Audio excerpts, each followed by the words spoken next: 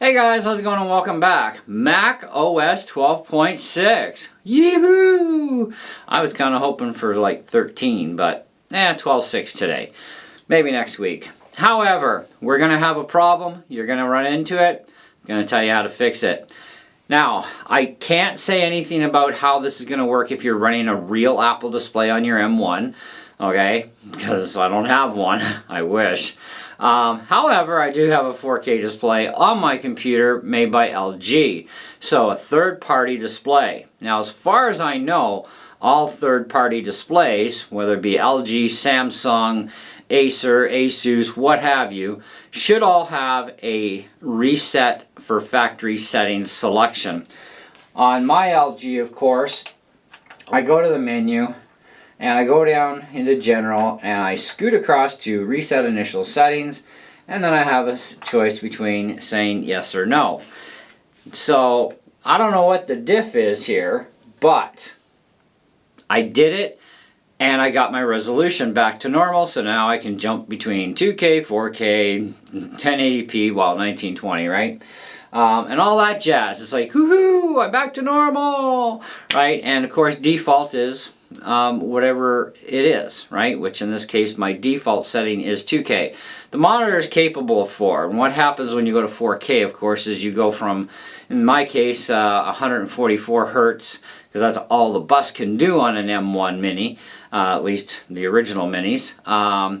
So even though I have a 165 hertz display, the bus can only push 144 at 2K, or at 4K it pushes it at 60, which I don't really care either way. But point is, you will update to 12.6 and you will get this bug where it's going to be a large screen. You're going to go to about this Mac and go into your display preferences, and it's going to think that you have a 12-inch display at 1280 by 720, which you don't. And then you're going to try scaled, and that's going to defeat yourself too, because that ain't going to help you out.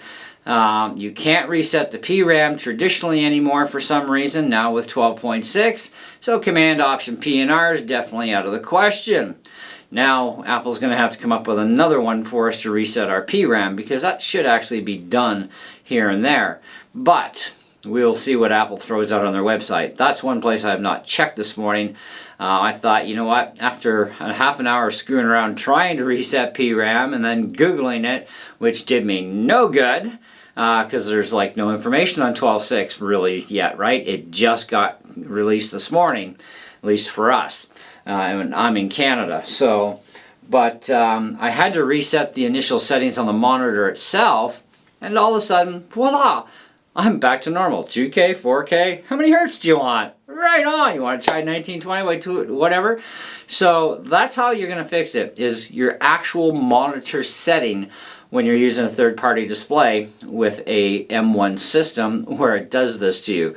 And this is probably going to primarily only happen to you on a desktop system like the M1 Mini or the Studio, okay, that kind of deal. It may happen if you're running an external display on your laptop for an M1 as well, because it is an external display after all. You may have to reset it there too. So just, you know, if you run into this, just reset those settings on your display itself to, you know, your factory setup, and it should straighten you right out. I know for a fact on the LG displays that's what it's going to do. Samsung, Asus, Acer, it should do the same thing for you if you run into this little hiccup. Because I even tried unplugging the HDMI cable from the computer, plugging it back in. I've tried shutting down the computer for 30 seconds, which was a suggestion on the internet. That didn't work. Continually tried to access Command Option P and R even with a standard USB keyboard. Did not work. Okay, nothing was happening, man. And normally you would just do Command Option P and R and voila, let it gong a couple of times and you're good to rock and roll, right? Not anymore, because that feature, like I said, is no longer operational for some reason with 12.6. I can't wait to see what happens with 13 now. Oh, it's going to be so interesting. Anyway, that's what I got for you guys. Don't panic, don't freak out and have a spaz attack. I actually have to tell my wife the same thing this morning.